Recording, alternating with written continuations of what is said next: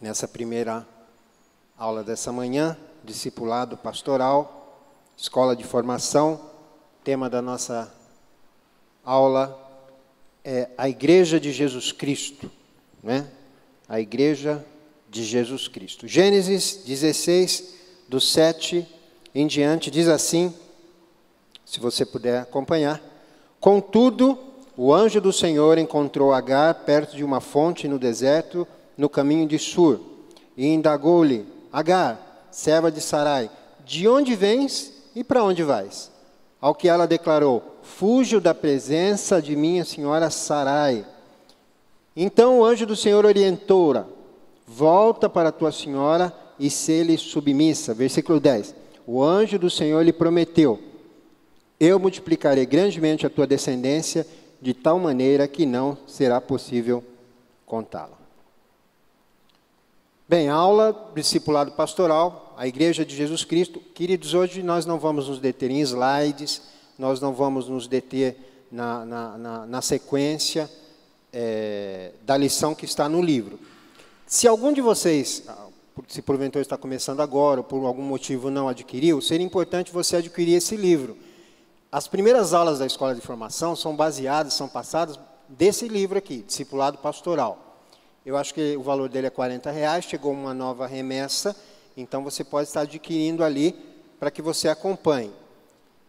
A segunda aula, já você pode acompanhar numa apostila que damos gratuitamente para você. Se você não retirou, para a segunda aula você vai precisar da sua apostilinha, retire-a, por favor. Quem já retirou, não tire a segunda vez, porque muitas pessoas esquecem, vão lá e pegam de novo. Você está tirando de uma pessoa que ainda não teve a oportunidade. É uma por inscrição, tá bom? E seja cuidadoso com o seu material. Bom, nós não vamos nos deter nos slides, no livro agora, até porque o nosso tempo não permite. Então, nós vamos de uma maneira até rápida, mas não menos profunda, passar por esses assuntos, né? E esperar que você leia a lição 14 na sua casa, e você se dedique. Querido, não adianta você fazer a escola de formação se não houver dedicação e seriedade. Você precisa estudar, você precisa tirar um tempo na tua casa, né, porque senão tudo isso não vai ter um resultado esperado na tua vida. Amém? Se dedique. Bom, o texto que nós lemos aqui, esse Gênesis 16, 7, a princípio, do 7 ao 10, pode parecer que não tem nada a ver com a lição. Pastor, o senhor leu um texto de Gênesis 16, versículo 7 ao 10, que fala da fuga de Agar. Quem era Agar? Agar era uma escrava egípcia de Sarai. Sarai quem era? Sarai depois veio ser a Sara, né, esposa de Abraão. E Agar era a serva dela por um desentendimento familiar. A serva, a escrava, fugiu de casa. Fugiu, estava em crise. E Deus a encontrou no deserto e falou com ela. Deus falou com ela. E a frase que eu quero ressaltar aqui com você, é ali o que Deus falou com ela no versículo 8. Agar, serva de Sarai, de onde vens e para onde você vai? Diga, de onde vens e para onde vais? Mas essa é uma pergunta que eu gostaria de fazer uma comparação e fazer uma aplicação na vida da igreja. Porque o assunto nosso hoje, nessa manhã, é a Igreja de Jesus Cristo. E a crise que que a Agar estava passando, é a mesma crise que muitas vezes a Igreja de Cristo passa. Ela não sabe de onde vem, nem sabe para onde vai. Ela não sabe a sua origem, ela não sabe a sua missão, e por isso vive uma crise, e muitas vezes passa pelo deserto nessa crise. Aí precisa de Deus ir para nos tirar da crise. Então, eu quero usar esse texto como uma figura, mas eu quero ressaltar com você que Deus está te fazendo essa pergunta como igreja, e a mim também. De onde vens? E esse é o primeiro ponto. De onde vens? Diga, consciência da nossa origem. Igreja. Estou falando de igreja. Então, quando falo de igreja, você tem que estar bem certo. Porque hoje em dia, quando as pessoas falam de igreja, a primeira coisa que vem na cabeça, como a apóstola Valnice, quando veio aqui com propriedade, comentou sobre isso, elas pensam que num prédio, ou então elas pensam que numa denominação. Você vai para a igreja? Então ela está falando o quê? Você vai para o prédio? Né? Ou então, de que igreja você é? De que denominação você é? Então eu quero que você tenha bem claro isso, que Jesus não morreu por prédio, Jesus não morreu por denominações. Jesus não fundou denominações e nem fundou prédios. Ainda que essas coisas existam de forma organizacional, né, não é o objetivo de Deus principal quando fundou a igreja. Então, ele morreu para comprar almas de pessoas que estavam perdidas, separadas dele. Ele morreu para comprar pessoas, gente, mortas no pecado, né, e dar-lhes a esperança da vida eterna e salvar-lhes a sua vida. Então, a igreja é um edifício de bloco e cimento? Não, né? Porque a igreja de Cristo é formada de pedras, sim, mas pedras vivas. Diga, pedras vivas. Em 1 de Pedro, capítulo 2, versículo 5, eu não vou colocar os versículos aqui, então seria interessante que você aí, de maneira, à medida que você ouve, tivesse a agilidade de anotar os versículos, para que você estudasse. Tudo isso vai acrescentar na tua vida. Então, sempre numa aula, você tem à mão um caderno, ou uma caneta, ou um bloco, para que você anote as ideias principais, porque senão se perde mesmo. 1 de Pedro 2,5 diz assim: também vós mesmos, como pedras que vivem, diga, pedras que vivem, sois edificados casa espiritual para serdes sacerdócio santo, a fim de oferecerdes sacrifícios espirituais agradáveis a Deus por intermédio de Jesus Cristo. Então, Salomão, quando construiu o templo, ele pensou em estar construindo a casa de Deus. Mas ele estava enganado. A casa de Deus não se constrói com blocos de mármore. Tudo aquilo era figura. Tudo que está no Antigo Testamento torna-se figura da perfeita revelação que é Jesus Cristo. Diga, tudo se cumpre em Jesus Cristo. Então, Jesus Cristo é a revelação e a verdade e a plenitude de tudo. Tudo que está prefigurado lá no Antigo Testamento se cumpre em Cristo. Então, você não precisa andar no Antigo Testamento. Você precisa conhecer a Deus, saber o plano que Deus tratou e que tudo se cumpre em Cristo Jesus. E Salomão pensava que estava construindo a casa de Deus, né, com blocos de mármore, né? Jesus ainda falou para os seus discípulos, olha, esses blocos ainda, essas pedras, não vão ficar pedra sobre pedra. Não é isso que Deus veio edificar. Não é esse o plano original de Deus. Porque, repita, um Deus vivo habita em casas vivas. Diga de novo, o Deus vivo habita em casas vivas. E a casa viva, a igreja de Cristo, é feita de pedras vivas. Eu e você, somos aqueles que formamos a igreja de Cristo. Então eu estou falando, de onde vens? De onde vens? Eu preciso entender a minha origem como igreja, né? Às vezes a pessoa, baseada naquele texto de Mateus 16, lembra Mateus 16, 18? Jesus Cristo falando com Pedro assim, mas também eu te digo que tu és Pedro, e sob esta pedra edificarei a minha igreja, e as portas do inferno não prevalecerão contra ela. Mateus 16, 18. Algumas pessoas e algumas religiões até deduziram que Pedro ali seria o fundamento da igreja, seria a pedra principal da igreja, e que Deus ali entregou para Pedro. Então Pedro agora foi estabelecido o primeiro papa, a autoridade máxima da igreja, quando, querido, na verdade não era nada disso que Jesus Cristo estava falando.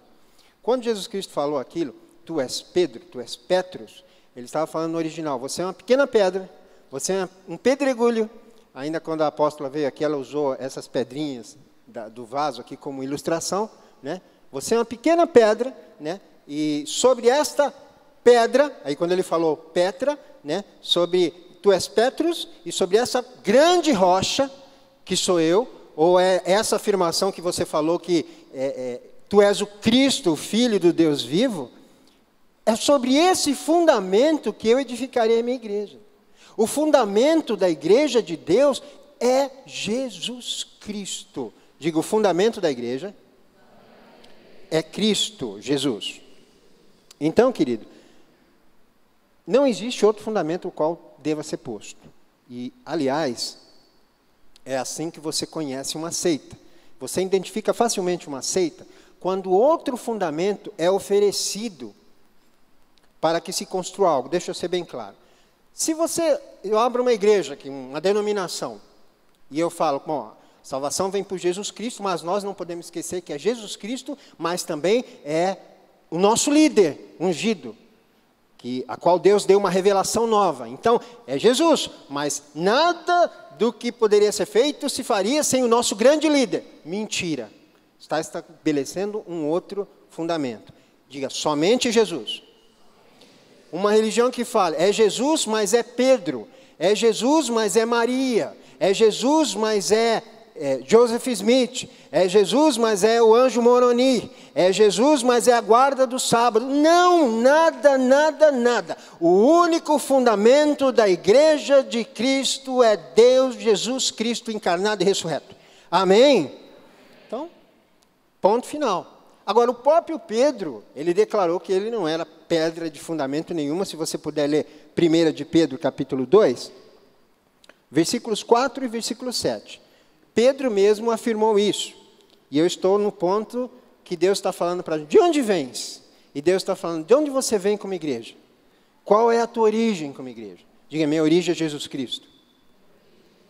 Então, 1 de Pedro, capítulo 2, verso 4, diz assim, Pedro falando, chegando-vos para ele a pedra que vive. Olha ele, olha Pedro falando, chega para ele, Jesus, a pedra que vive, rejeitada pelos homens sim, mas para com Deus eleita e preciosa.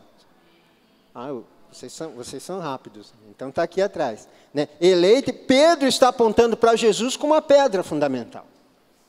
Pedro mesmo, e no versículo 7 ele fala, para vós outros, portanto, os que credes é preciosidade, mas para os descrentes, para aqueles que não creem em Jesus como fundamento, a pedra que os construtores rejeitaram, essa veio a ser a principal pedra angular ou pedra de tropeço. Então, para quem crê, Jesus é salvação, e para quem não crê, ele está se perdendo, porque está deixando de crer na única esperança oferecida aos homens. Diga, eu sou uma pedrinha, saída da grande rocha, que é Cristo Jesus.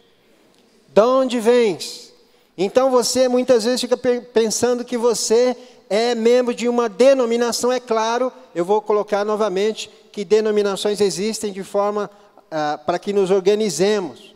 Mas o plano de Deus é que você saiba e tenha consciência da sua origem. Agar estava no deserto completamente perdida, porque ela não sabia de onde vinha. Que ela era serva. Né? Deus sabe quem você é. Deus sabe quem nós somos. Nós precisamos saber quem nós somos.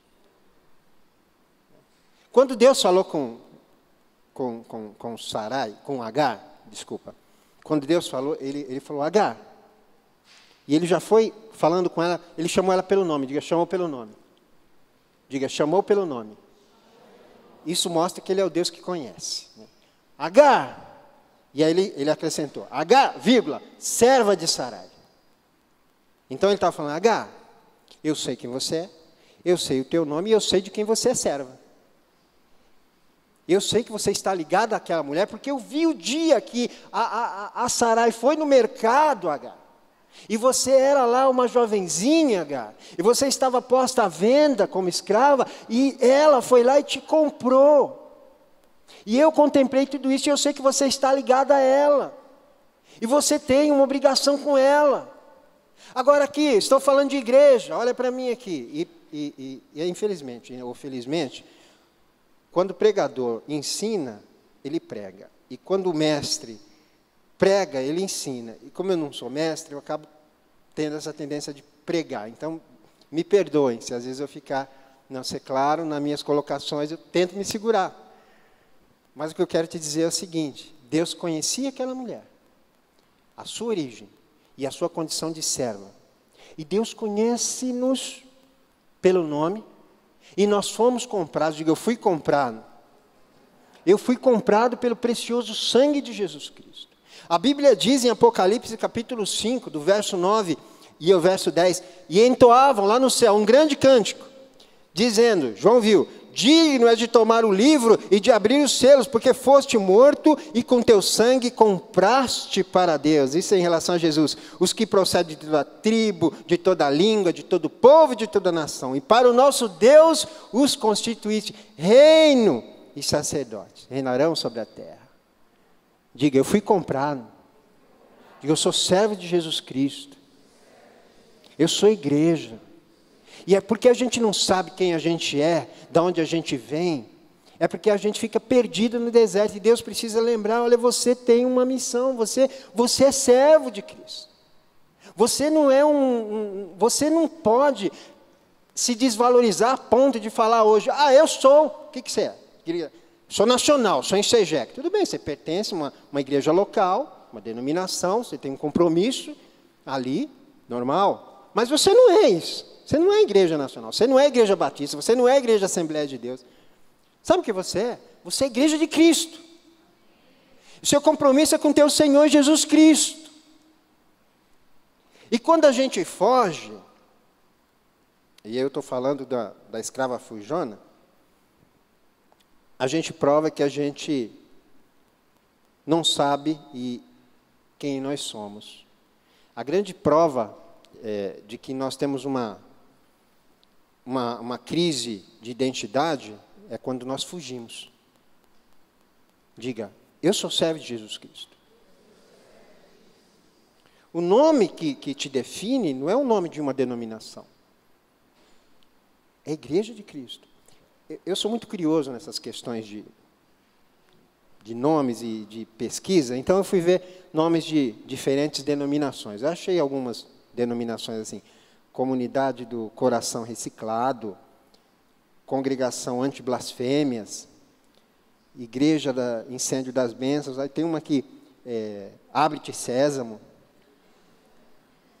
Só para te mostrar que nomes são coisas que às vezes se tornam até ridículas, porque o nome sobre todo o nome que está na tua vida é o nome de Jesus Cristo, teu Senhor. E Deus te fala nessa manhã de onde você vem.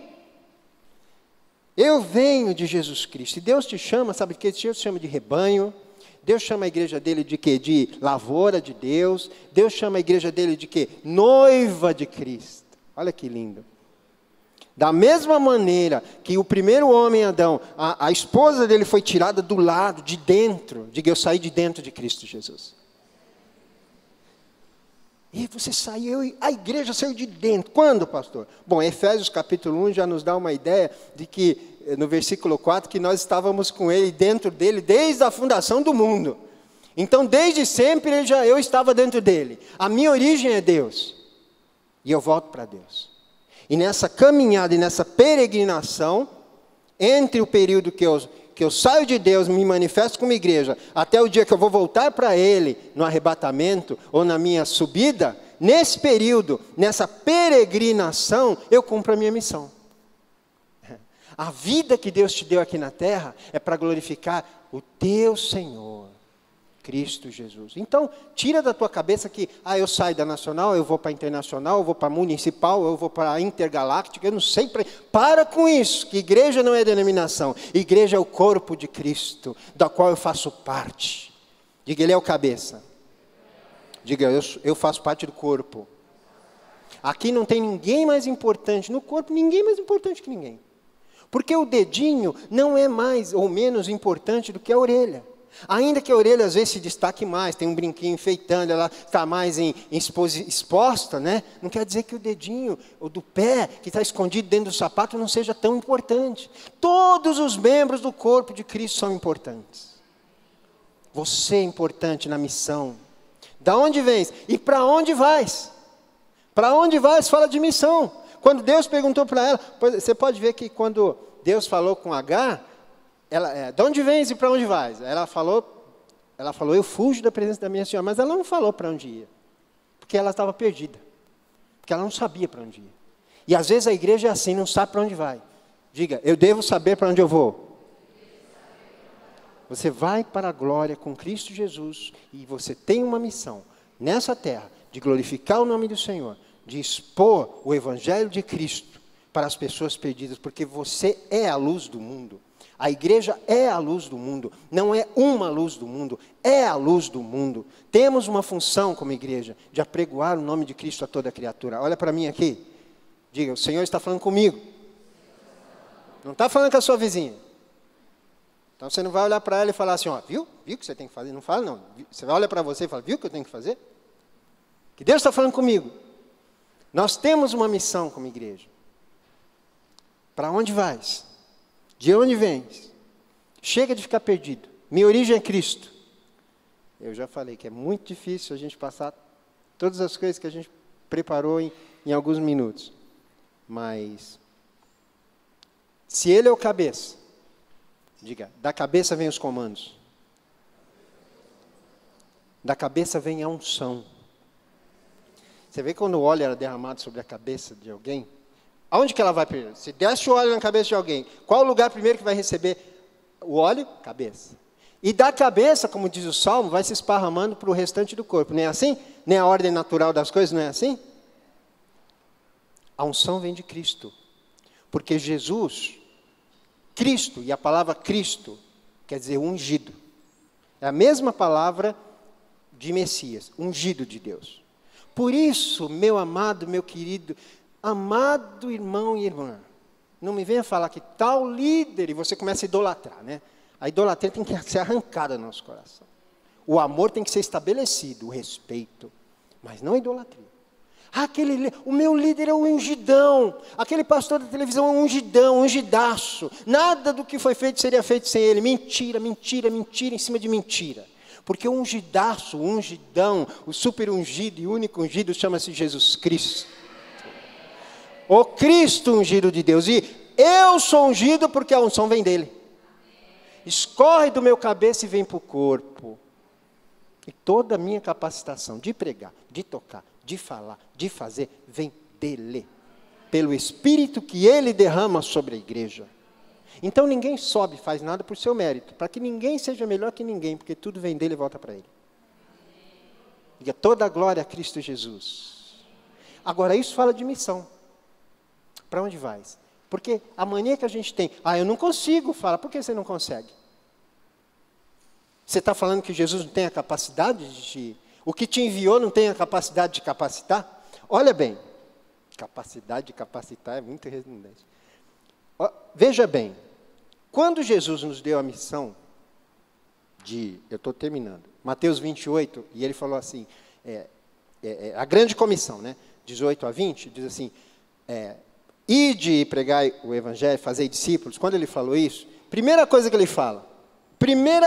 ele fala lá no capítulo, no versículo 18, todo poder e autoridade me foi dado no céu e na terra. Ele já começa assim, eu abro e eu fecho, o poder está nas minhas mãos, então vá, indo, e é um modo de vida, esse ide na realidade é um indo, vai, prega o evangelho, indo, fazei discípulos de todas as nações. Você não vai se perguntar, eu consigo, não, você não vai perguntar, você vai olhar para ele, falar, minha capacidade vem dele, na hora H ele vai abrir a minha boca, vai me dar conhecimento, vai me dar oportunidade, e as coisas vão acontecer, confie única e exclusivamente nele. Agora, querido, escute bem, quando ele falou lá em Mateus capítulo 16 com Pedro, e ele falou, tu és Pétros, né? Ele falou uma coisa legal, ele falou assim, eu te dou a chave do reino, do reino. Falou para Pedro, Mateus 16, né? E aí a gente fica falando, então quer dizer que Deus deu um molho de chave, eu estou sem meu molho aqui para ilustrar, é um molhão, Deus deu um molho de chave para Pedro, agora Pedro que está lá na porta do céu e abre, tira esses trem da cabeça, por favor. Não é isso que ele quis falar. A chave do reino é a pregação do evangelho. Diga, a chave do reino é a pregação do evangelho. Porque é através da pregação do evangelho que as pessoas creem e entram no reino, pela fé. E essa chave, Deus entregou primeiro a Pedro, porque Pedro a inaugurou começou a pregação do evangelho, tanto para os judeus quanto para os gentios. Em Atos capítulo 2, Pedro inaugura para os judeus, ele prega em Atos 2 e um monte de judeu crê. E em Atos 10 ele vai na casa de Cornélio, o gentio, ele prega e um monte de gentio crê. E aí, a partir de então, com a porta do reino aberta, com a pregação aberta, toda a igreja vai atrás pregando o evangelho. Mas quem capacita? Deus. Diga, essa porta está aberta. A porta da pregação do evangelho está aberta. Eu tenho que seguir. Eu e você, como igreja, temos que continuar essa obra pregando o evangelho. E Deus capacita. Deus fala, de onde você vem? Vem de Cristo. Para onde você vai? Eu vou cumprir a missão. Aí fala assim, não tenho capacidade. Qual a primeira coisa que Deus fez em Atos 2, antes de enviar os seus discípulos? Derramou o Espírito Santo. Por quê? Porque o Espírito Santo capacita o servo de Deus a fazer a obra do ministério. Ele é o nosso ajudador. E quando você fala que não tem condições, você está dizendo que o Espírito Santo não é suficiente na tua vida para fazer a obra. Isso é uma ofensa. Porque ele nos capacita. Querido, eu vou te falar uma experiência de maneira rápida que eu tive nos meus primeiros dias de convertido. Congregava numa igreja pequenininha, numa denominação pequenininha. Quando eu falo pequenininha, bem pequenininha mesmo. Mas nós tínhamos o costume de, todo domingo, depois do culto matutino, ir a uma comunidade lá em São Paulo, muito grande, hoje está muito maior, muitos barracos, muitas casas simples. E nós íamos, um grupo de 15, 20, e nós nos dividíamos de pequenos grupos, de 2 em 2, 3 em 3, batíamos nas casas, entregávamos folhetos e nos oferecíamos para orar, convidávamos para a igreja, fazíamos esse trabalho evangelístico na comunidade. E eu me lembro que uma vez nós fomos, e algumas pessoas nos até maltratavam, outras pessoas recebiam bem, mas, de repente, irmão, isso me lembro porque marcou. Nós estávamos lá orando, e na rua, e, de repente, o Espírito de Deus começou a abrir os nossos olhos de uma maneira tal, que eu chegava, querido, eu olhava a porta de uma e falei, tem enfermo aí. Eu não perguntava se tinha enfermo ali, eu sabia que tinha enfermo ali. Eu olhava para as pessoas que estavam comigo e falava assim, pode bater lá, tem enfermo lá. A pessoa abria a porta e falei, olha, pode olhar pelo enfermo que está aí? Pode. E a pessoa estava lá deitada numa cama. O Espírito começava a trazer revelações. Nós íamos já com o respaldo de Deus à frente, porque Deus via o coração. Querido, isso é uma coisa muito simples, mas ilustra o fato de que nós não estamos sozinhos na obra. Se Deus falar para você subir aqui e pregar o evangelho, você não sobe sozinho. Se Deus falar para você abrir uma célula, você não abre sozinho. Isso aí, toda essa obra é respaldada pelo Espírito de Deus. E qualquer coisa que você coloque na frente como desculpa, é uma fuga, como Agar estava fugindo. E Deus fala o quê? Para terminar, Deus falou o quê para Agar? Lá em Gênesis 16. Volta e ser submissa à tua senhora. E Deus fala hoje para a igreja, volta.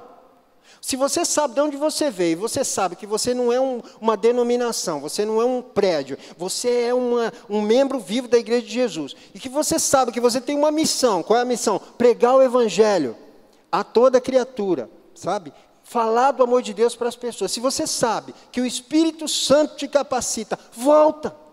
Para de fugir. Para de arrumar desculpa. Ninguém está nessa denominação aqui, porque cada denominação do corpo de Cristo, ela é chamada com uma estratégia e com um propósito. A nossa denominação, que faz parte da igreja de Cristo, ela tem uma maneira de trabalhar. Com células, que é uma ferramenta de evangelismo, e com discipulado de 12. Porque, querido, Deus não mandou apenas falar para as pessoas. Deus mandou pregar o evangelho e fazer discípulo. Agora, Deus me falou uma coisa. Eu não posso também compartilhar todas as experiências que eu tive, porque ontem eu tive uma experiência muito boa com o meu irmão Paulo, lá da Bíblia. E eu sentei lá e comecei, e o meu irmão Paulo, na Bíblia, lá em Coríntios capítulo 3, falou umas coisas para mim, o Espírito Santo abriu meu entendimento, e eu gostaria muito de compartilhar tudo isso, mas fica para a próxima. Mas o que eu quero dizer para você, que Deus não quer apenas que você pregue o evangelho, quer que a obra do teu trabalho permaneça. Diga, permaneça. E para a obra da tua pregação permanecer, você tem que aprender a discipular. Porque tem muita gente que ouve o evangelho aí, está morrendo, amanhã desanima, está morrendo, indo para o carnaval, indo para o pecado, indo para o inferno, está morrendo de novo. Ouviu o evangelho. No Brasil está cheio de gente que ouve o evangelho e volta para o pecado. Desvia, né? Chamamos de desviados, né? Por isso que é importante firmar essas pessoas. Isso é um trabalho. Deus está chamando a gente para o trabalho, a missão. Então volta. Se essa igreja tem essa denominação tem esse propósito, para de ser rebelde. Porque às vezes a gente fica rebelde e fala assim, eu vou para outra igreja que não tem esse negócio de célula. Você está fugindo da vontade de Deus para a tua vida, porque você não está aqui por acaso. Ou você acha que você está aqui por acaso? Você está ouvindo tudo isso por acaso. Quer dizer que você escolhe, você é o seu Senhor. Você escolhe para onde você vai, você escolhe o que você faz, você escolhe o jeito. É você que escolhe? Não, diga, é o meu Senhor. Diga, eu vim dele. Ele sabe o que é melhor para mim. Ele sabe o propósito para a minha vida. Então, meu irmão, se humilha, porque Deus falou assim para Agar, humilha-te, sede submisso, humilha-te diante da tua senhora, volta, se humilhe diante de Deus e volta, para de ser resistente com célula, com 12, porque nada disso é pecado, isso é bênção para Ribeirão Preto. Porque tem muita gente que fosse para abrir um bar e falasse assim, eu vou te dar um capital para você abrir uma boate aqui, muita gente ia falar, glória a Deus. Não é glória a Deus nada, não ia ser bênção. Agora Deus fala assim, eu vou te dar capacidade para você abrir uma célula, você fica coçando a cabeça, dizendo que não tem tempo, volta, humilha-te para o teu Senhor. Porque através desse pequeno trabalho, vidas vão se converter. Amém. As últimas duas coisas que eu vou falar aqui, porque isso é uma aula, não é uma pregação. Eu preciso aprender. Mas o que eu quero falar para você, existem duas coisas que a igreja precisa aprender na questão de se humilhar. Diga, primeiro, manter unidade. Porque a igreja de Cristo é uma unidade. A igreja de Cristo é uma família. Deus é uma unidade composta. Nosso Deus não é apenas Pai. É Pai, Filho e triunidade ou trindade. Uma pessoa só, não são três deuses. Um. Yahvé é um. Nós somos monoteístas. Um. Só que são três pessoas. Pai, Filho e Espírito Santo. Diga, uma família. Meu Deus é uma família. E o ser humano é a única criatura, imagem e semelhança de Deus, que também é composto. Corpo, alma e espírito. Eu sou composto e a igreja é composta. A igreja é composta. Você sozinho na igreja. O corpo é a igreja. Por isso, tira da tua cabeça aquela ideia. Eu não quero mais saber de negócio de ir na igreja. Olha o sussurro do capeta. Olha o sussurro. Fica na tua casa mesmo. Eu sei que você já ouviu isso. Eu sei. Fica na tua casa mesmo. Fica aí, você lê a Bíblia, você vai na internet, você até toma ceia virtualmente. Não vai lá não, fica aí quietinho. É o capeta. Tá? Não é Deus não falando com você. Porque Deus criou uma família de gente que está junta. Porque se eu arranco esse dedo e jogo ele lá, ele não vai fazer mais parte do corpo, ele vai apodrecer e vai morrer. Ó. Ele tem que estar unido no corpo, para ter vida. E você, igreja, junto com teu irmão, e isso é se humilhar, manter a unidade do corpo. Deus está falando com gente aqui, para você não sair da igreja e não se afastar não. Pisar no teu calo, é para você aprender a ser mais humilde. Te trataram mal, para você aprender a amar. Para você aprender a perdoar. Você disse que quer ser semelhança de Cristo, Tende em vós o mesmo sentimento que havia no teu Senhor. Amém? Então, o diabo trabalha muito para roubar a unidade da igreja. Essa unidade. Você não fala mais... Quando você ora o Pai Nosso, e você orava quando era pequeno, você diz assim, meu Pai que está no céu. Não. Pai, tudo é nosso. Tudo que nós falamos para Deus, tudo é nosso. Você está aí do lado do teu irmão, é uma unidade. O pão, nosso. Nos dê hoje. Tudo é nosso. Não é mais meu, memi comigo. É nosso. É conosco. Deus opera na unidade. Por isso que quando você segura na mãozinha do teu irmão aí do lado e começa a orar com fé, milagres acontecem, grilhões vão se estremecer. Quando você canta junto com teu irmão e louva, Paulo e Silas louvando na prisão juntos em unidade, prisão, ela vira celeiro de vidas. Então, primeira coisa, se humilhar é manter a unidade. É para acabar de vez com a divisão dentro da igreja. E a segunda coisa é manter a adoração, porque a igreja de Cristo Jesus adora. E quais as expressões de adoração que a gente às vezes entende? O que é adoração? Cantar. Ah, eu vou adorar, vou cantar. Tudo bem, eles cantavam. O que mais que a igreja antiga fazia? Oravam. Orar é uma expressão de adoração também. O que mais? Ceavam, tomar a Santa Ceia junto, comer junto, é expressar a unidade e é adorar também. Ouvir a palavra de Deus junto, é adorar também. Contribuir, é adorar também. Cuidar dos necessitados, é adorar também. Mas adoração também é, diga assim, essa palavra, muitos aqui não vão entender, ou vão se surpreender. Diga, adorar é imitar. Repita, adorar é imitar. Eu não concordo com isso, não. Você vê lá um menininho que gosta do Neymar, que é fã do Neymar, a primeira coisa que o menininho faz, ele nem sabe dar as pedaladas que o Neymar dá. Ele nem sabe, mas ele faz um cabelinho igualzinho. Aí o Tevez dança cúmbia, tem lá, e ele deixa o cabelinho igual. O Ronaldo com aquele cascão lindo que ele deixou uma vez, aquele cabelo. Todo mundo é menininho, porque... E a Bíblia diz no Salmo lá, que as pessoas que adoram ídolos, Salmo 115, 8, né? Acabam se tornando igual. Porque você acaba se tornando, se você adora, você acaba imitando. Tem gente que gosta tanto de novela, né? Né, irmã? E aí você começa, a mulher da novela usa uma bota vermelha, outra rosa, a coisa mais ridícula que tem. Aí vai no outro dia as irmãs, lá, tudo com bota vermelha. Porque imita. Agora, eu sou chamado como igreja a imitar Cristo. Imitar é adorar. Imitar, pastor, Paulo falou assim, sede meus imitadores, como eu também sou de Cristo, 1 Coríntios 11, 1. Né? Irmãos, sede imitadores meus e observai os que andam segundo o modelo que tende em vós, Jesus Cristo. Tem um livro chamado Em Seus Passos, O que Faria Jesus, né? De Charles Sheldon. É um livro muito recomendado, apesar que já está até no domínio público, é um livro antigo, mas fala de um desafio, né? Em seus passos, o que faria Jesus. Então, fala do desafio de tudo que nós fomos fazer, nós imitarmos a Cristo. Agora, olha para mim, só para eu terminar. Imagina uma igreja no Brasil, que resolva, um grupo de pessoas, que resolva em tudo que vai fazer, imitar Jesus Cristo. Esse Brasil se salva. Esse Brasil vai ser influenciado na questão, nas finanças, na política, na educação, porque a igreja vai estar cumprindo o seu papel. Você vai ser exemplo como Cristo, lá dentro do seu trabalho, lá dentro da sua comunidade. E é isso que Deus quer.